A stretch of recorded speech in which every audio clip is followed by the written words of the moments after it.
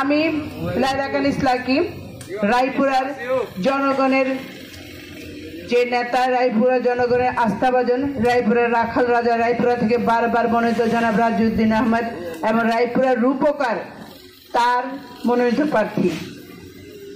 রাজু ভাই আমাকে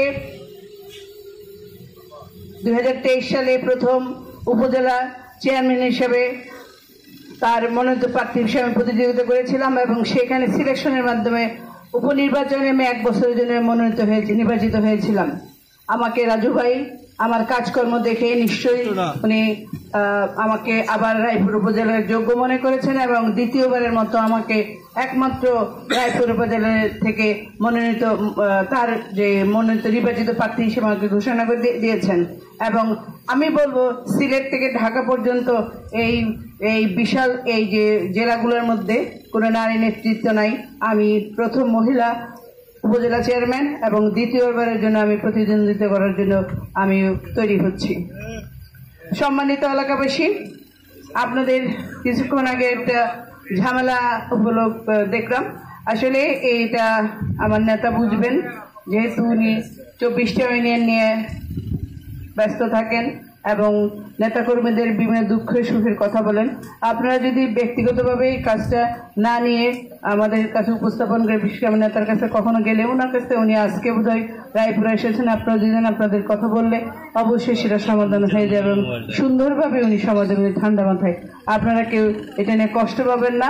আমি আশা করব নির্বাচনের পর আমিও বলবো আপনারা যাবেন, আপনাদের সমস্যার সমাধান হয়ে যাবে। সম্মানিত এলাকাবাসী, আমি লায়লা কানিস লাকি 25 বছর সরকারি চাকরি করেছি। স্বেচ্ছায় অবসর গ্রহণ করে রাজু ভাইয়ের নির্দেশে রায়পুর উপজেলার চেয়ারম্যান নির্বাচিত হয়েছে এবং আপনাদের সেবায় আপনাদের পাশে থাকার চেষ্টা করেছি। এছাড়াও আমার আরেকটা পরিচিতি আছে। আমি যখন উপজেলা চেয়ারম্যান ছিলাম না, 2019 থেকে আমি উত্তর বাহানগর স্কুলের সভাপতি। আপনারা জানেন, আমি যখন এই স্কুলের সভাপতি হয়েছিলাম তার কিছুদিন পরে আমার মনে এপ্রিল মাসে সেই নির্বাচনটা হয়েছিল, আমি সেখানে সভাপতি নির্বাচিত হয়েছিলাম। তখন স্কুলের অবস্থা খুবই খারাপ ছিল এবং করোনা ক্রান্তিকাল শুরু হয়েছিল। আমি কিন্তু আপনাদের বাহানগরের উন্নয়নের জন্য আমি স্কুলের সভাপতির দায়িত্ব নিয়ে সর্বোচ্চ চেষ্টা করেছি আপনাদের স্কুলের উন্নয়নের জন্য। আপনারা জানেন, একটা ইউনিয়নের উন্নয়ন করতে হলে, একটা মানুষের উন্নয়ন করতে প্রথম শিক্ষা ব্যবস্থা উন্নত করতে হয়। আমি যখন এসেছিলাম আপনাদের শিক্ষা ব্যবস্থা খুবই খারাপ ছিল এবং এই স্কুলের শিক্ষা ব্যবস্থা ধরতে গেলে ভেঙেই পড়েছিল। ছাত্রী সংখ্যা খুবই কম ছিল, স্কুলে টয়লেটের ব্যবস্থা ছিল না, শিক্ষকের স্বল্পতা ছিল।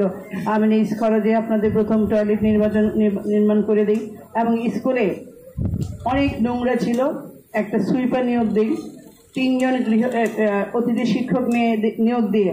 আমি কিন্তু তখন উপজেলা চেয়ারম্যান না, আমি কিন্তু স্বার্থের জন্য কাজ করতে আসি নাই। আপনারা বলছেন যে বাহানগর এবং মর্যাদা একই ইউনিয়ন, আমি জানি দুইটা একই ইউনিয়ন ছিল, কিন্তু আমি সেই হিসাবে আসিনি।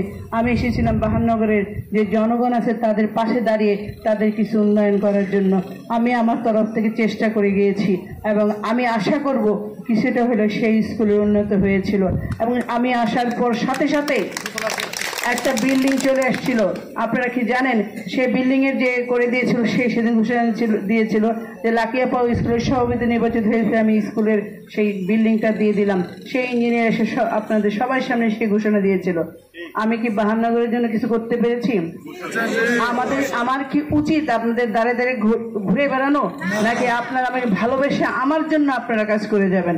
আপনাদের কাছে আমার একটা প্রশ্ন, আমি যদি আপনাদের একটু হলে সেবা করার চেষ্টা করছি এবং আমি তখন কিছুই চাই নাই, আপনাদেরকে কিছু চেতে আসি নাই, কিন্তু তখন আজকে পরিস্থিতির একটা সময় এসেছে, আপনাদের কিছু আমাকে চাওয়ার একটা সময় এসেছে। আপনাদের কাছে একটা মূল্যবান ভোট চাচ্ছি। আপনাদের ভোট একটা আপনার নিজেদের অধিকার এবং একটা আপনার আমানত, সে আমানতটা আপনাদের কাছে আমি চাচ্ছি। আপনারা কি আমাকে দেবেন না? সম্মানিত সম্মানিত এলাকাবাসী, যদি আমাকে ভালোবাসেন, যদি মনে করেন যে আমি আপনাদের ব্যক্তিগতভাবে হয়তো কাউকে উপকার করতে পারি না, কিন্তু সমষ্টিগতভাবে বাহান্নগরের উন্নয়নের করার চেষ্টা আমি করেছি। আমি প্রত্যেকটা চেয়ারম্যানকে সমবন্টনের মধ্যে সমানভাবে সবকিছু ভাগ করে দেওয়ার চেষ্টা করেছি। আপনার ইউনিয়নে এসেছি গত রোজার সময়, প্রতি রোজার এই স্কুলের সভাপতি হওয়ার পর প্রতি রোজার সময় আসি, ছোট ছোট বাচ্চাগুলোকে দেখে আমার খুব ভালো লাগে। আমি একটু হলেও আমার তরফ থেকে দিয়ে যাই। সেটা কিন্তু আমি কোনো চাওয়ার কোনো আশাই দেই নাই, কোনো কিছু পাওয়ার আশাই দেই নাই। আপনারা কি আমাকে দেখেছেন যে আপনাদের কখনো কিছু চেয়েছি বা কিছু নিয়ে গেছি? তাহলে আজকে একটা সময় এসেছে, আপনারা যদি আপনাদের এই মূল্যবান ভোটটা দিয়ে আমাকে নির্বাচিত করেন এবং যদি মনে করেন গত 1 বছর আমি উপজেলাটাকে সুন্দরভাবে চালাতে পেরেছি, যদি আপনাদের মনে হয় যে আমি সুন্দরভাবে চালাতে পেরেছি এবং আগামীতেও আমি সুন্দরভাবে চালাতে পারবো, তাহলে আপনাদের কাছে ভোট দিয়ে যাচ্ছি। সম্মানিত এলাকাবাসী, হয়তো আপনারা অনেকে আমার কাছে গিয়েছেন, আমার সাধ্যের মধ্যে যতটুকু ছিল আমার সরকারি অনুদান আমি আপনাদের সবাইকে সেরা সমবন্টন করার চেষ্টা করছি। আপনাদের কোনো বিপদ হলে তার পাশে দাঁড়ানোর চেষ্টা করেছি। আপনাদের কোনো বিপদ আমার কাছে গেলে সেটা সুন্দরভাবে সমাধান দেওয়ার চেষ্টা করেছি। আমি কিন্তু কোনো পক্ষপাতিত্বের কারণে কোনো পক্ষ নেই নাই বা কারো কষ্ট দিয়ে কাউকে সেই সমস্যার সমাধান দিয়ে নেই। আমি উপজেলায় বসে আপনাদের অনেক সমস্যার সমাধান দিয়েছি। আমি ইউনিয়ন পরিষদের চেয়ারম্যানের অফিসে এসে সেই সমস্যার সমাধান দিয়েছি। আমি কিছু চাইনি, বিনিময়ের কাছে আপনাদের কিছুই চাইনি। আজকে সময় এসেছে আপনাদের চাওয়া, তাই আপনাদের এসেছি আমার ভোট চাওয়ার জন্য।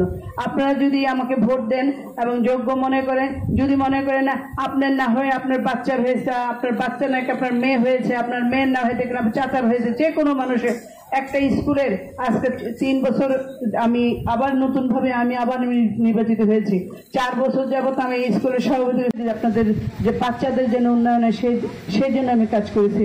আজকে স্কুলের বাউন্ডারি এসেছে, আপনারা জানেন স্কুলের অনেক সমস্যা ছিল, এই সমস্যাগুলো আমি আস্তে আস্তে সমাধান করার চেষ্টা করছি। এই স্কুলটা আমি এই রাস্তাটা দিয়েছি এবং আপনাদের নদীর পাড়ের যে রাস্তা সেটা শিবপুর পর্যন্ত যাওয়ার জন্য ব্যবস্থা করে দেওয়া হয়েছে। সেটা হয়তো খুব শীঘ্রই শুরু হবে। বেরিবাদের যে রাস্তাটা সে শিবপুর পর্যন্ত সেটা হবে ইনশাল্লাহ, সেইটাও ব্যবস্থা হয়েছে, হয়তো জুন মাসের পরে সেটার কাজ শুরু হবে। আপনাদের আরো 2-3টা রাস্তা কিন্তু আমি নিজে দিয়েছি, হাবিবুল্লাহ সেই রাস্তাগুলো করেছে। আমি সেটা বলি সে সরকারি রাস্তা। আমার কাজ হলো কাজ করে যাওয়া এবং সরকারি অনুদান সেটা সুন্দরভাবে সুষ্ঠু করে সকল ইউনিয়নে সমবন্টন করা, আমি সেটা করেছি। তাহলে আমি যদি আপনাদের কাছে থাকে, আপনার একটা যোগ্য মানুষের যোগ্যতা কি আপনারা দেখবেন সেটা সুন্দরভাবে করতে পারতেছি কিনা, উপজেলার 24টা ইউনিয়ন এবং পৌরসভার সকলের কাছে আমার গ্রহণযোগ্যতা আছে কিনা, কারো কাছে আমার কোনো বদনাম আছে কিনা, আপনাদের কোনো কাজকর্মে কোনো ফাঁকি আছে কিনা, বা আমি আপনাদের কোনো কাজে কোনো ফাঁকি দেওয়ার চেষ্টা করেছি না, বা কাউকে কোনো প্রকার কোনো সমস্যায় ফেলে বা কাউকে কোনো প্রকার কাজ না দিয়ে কোনো অসুবিধায় ফেলেছেন, সেই ব্যবস্থাগুলো আপনারা দেখবেন। আমার 1 বছরের কাজকর্ম আমার জানা মতে আপনারা সবাই জানেন, আপনাদের চেয়ারম্যান আছে এবং যারা এখানে আওয়ামী লীগ আছেন সবাই আমার কাছে গিয়েছেন, আমি সবাইকে চিনি, বিশেষ করে অনেকের নাম জানি, অনেকের নাম জানি, কারণ বাহান্নগর স্কুলে আসার সুবাদে আজকে প্রায় 5 বছর 6 বছর ধরে বাহান্নগর আমার আসা হয়। মাসে একবার হলেও আসা হয়, কথা হয়, ঝগড়া হয়, সেটা হয় আমার স্কুলের স্বার্থে। সেই জন্য আমার এলাকার অনেকের সঙ্গে আমার পরিচিত হয়েছে। আমি আসলে অনেকে আমাকে বলে আমি একাও চলে আসি বাহান্নগর স্কুলে, হঠাৎ করে চলে এসে আপনাদের প্রতিটি স্পোর্টসে, বাহান্নগর স্কুল প্রত্যেকটা স্পোর্টসে আমার তরফ থেকে প্রতিটা খেলার যে সামগ্রী সেটা দেওয়ার ব্যবস্থা, মিলাদের সব সামগ্রী আমি দিয়েছি। সেটাকে আমি কিছু চাওয়ার জন্য দিয়েছিলাম?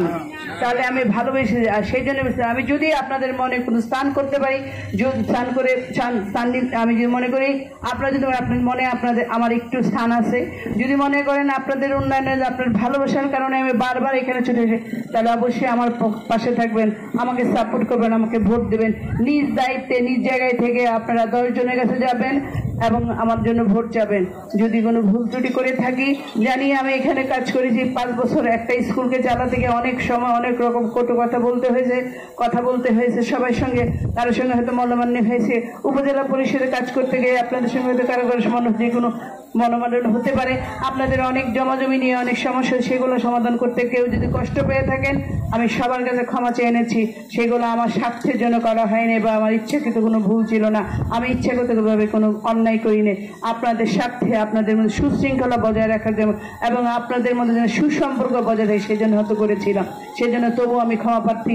আপনাদের নিজ গুণে নিজ দায়িত্বে আমাকে মাফ করে দিবেন এবং আপনাদের তরফ থেকে আমি আবারও ভোট চাচ্ছি, আপনারা নিজ দায়িত্বে কাজ করবেন। এলাকাবাসী, আমি আবারও বলছি, আমি রায়পুরের মেয়ে, আমি মর্যালের না 52 না, আমি রায়পুরের 24টা ইউনিয়নের উন্নয়ন চাই, 24টা ইউনিয়নে ঘুরে বেড়াইতে চাই।